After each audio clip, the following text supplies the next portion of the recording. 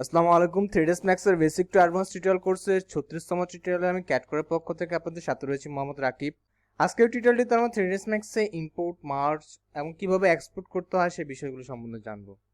So চলুন শুরু করা যাক। সো 3ds Max এ ইম্পোর্ট, মার্জ আর এক্সপোর্টের যে অপশনগুলো রয়েছে সেগুলো আমি ঠিক পেয়ে যাবো আমার এই ফাইল যে অপশনটি রয়েছে, ফাইল অপশনটির উপরে আমি যদি ক্লিক করি এবং ক্লিক করার পরে আমি যদি ঠিক একটু নিচের দিকে আসি, এখানে আমি ইম্পোর্ট নামে একটি অপশন পেয়ে যাচ্ছি এবং তার ঠিক নিচে আমি এক্সপোর্ট অপশনটিও পেয়ে যাচ্ছি। সো ইম্পোর্ট অপশনের মধ্যে আমি কিছু সাব অপশন হিসেবে পাচ্ছি import, merge, replace, link Revit, link অ্যাপবিএস, লিঙ্ক অটোক্যাড। আমি যদি সিম্পলি আমার যে ভিউপোর্ট রয়েছে সেই ভিউপোর্ট আমি যদি কোনো একটি অবজেক্টকে আমি ইম্পোর্ট করতে চাই, তাহলে সেক্ষেত্রে আমি ইম্পোর্ট এই অপশনটির উপরে ক্লিক করে আমি সেই ফাইলটিকে আমার 3ds Max ইম্পোর্ট করতে পারি। ঠিক মার্জ অপশনটি ক্লিক করে বা মার্জ অপশনটির উপরে ক্লিক করে আমি আমার যে কোনো অবজেক্টকে আমি আমার 3ds Max এ মার্জ করতে পারি। ঠিক আমি যদি কোনো ফাইলকে যদি আমি রিপ্লেস করতে চাই, তাহলে সেক্ষেত্রে আমি রিপ্লেস অপশনটি ইউজ করতে পারি। কোনো রেভিটের ফাইলকে যদি আমি আমার 3ds Max এর ফাইলের সাথে লিঙ্ক আপ করতে চাই, তাহলে সেক্ষেত্রে এই অপশনটি আমি ইউজ করতে পারি। ঠিক অ্যাপবিএস ফাইলকেও যদি লিঙ্ক আপ করতে চাই, তাহলে লিঙ্ক অ্যাপবিএক্স এই অপশনটি আমি ইউজ করতে পারি। এবং অটোক্যাডের কোনো ফাইলকেও আমি ঠিক একই প্রসেসে আমি লিঙ্ক আপ করতে পারি। সো অ্যাট ফার্স্টে আমরা দেখব ইম্পোর্ট কিভাবে করতে হয়, অর্থাৎ 3ds Max আমরা একটি ফাইল কিভাবে ইম্পোর্ট করতে পারি।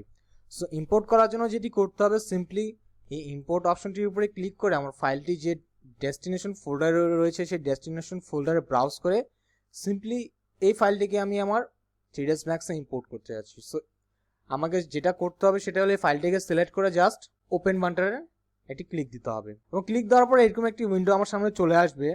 সো আমি জাস্ট সিম্পলি যেটি করব, আমি ওকেতে একটি ক্লিক করব এবং ক্লিক করার সাথে সাথে আপনারা দেখতে পাচ্ছেন যে আমার ফাইলটি আমার 3ds Max এ ইম্পোর্ট হয়ে গিয়েছে। এখন আমি এই ফাইলটি নিয়ে আমার 3ds Max এ কাজ করতে পারি। ঠিক মার্জ করার প্রসেসটিও সেম। আমি ফাইলে গিয়ে ইম্পোর্টের উপরে আমার মাউসের কার্সরটি রেখে ঠিক মার্জ অপশনটির উপরে ক্লিক করে আমি যে ডিজায়ার যে ফাইলটি আমি মার্জ করতে চাচ্ছি সেই ফাইলটিকে জাস্ট সিম্পলি যদি সিলেক্ট করি, সিলেক্ট করার সাথে সাথে এখানে আমার ফাইলটির যে প্রিভিউটি রয়েছে সেই প্রিভিউটি আমাকে শো করবে এবং সিম্পলি আমি যেটি করব জাস্ট ওপেন বাটনে একটি ক্লিক দেবো এবং ক্লিক দেওয়ার সাথে সাথে এরকম একটি ডায়লগ বক্স আমাকে শো করবে। আর এখানে অনেক কিছু রয়েছে, যেমন all, learn, invert, influences. So আমি যেহেতু সম্পূর্ণ অবজেক্টটিকে আমি এখানে ইম্পোর্ট করতে যাচ্ছি, সেক্ষেত্রে আমি অল অপশনটিতে সিলেক্ট করে দেবো। ঠিক ডান পাশে যদি একটু আমরা আসি যে লিস্ট টাইপস নামে একটি অপশন রয়েছে।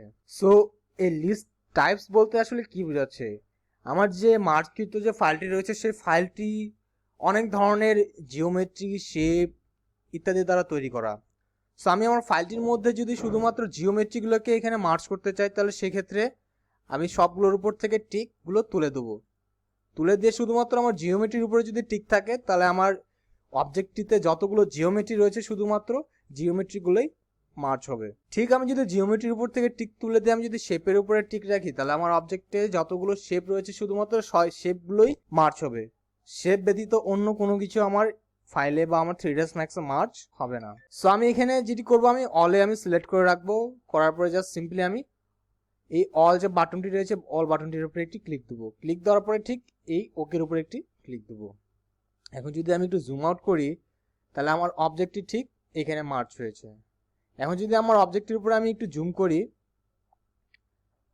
তাহলে এটি হলো আমার মার্জকৃত অবজেক্টটি।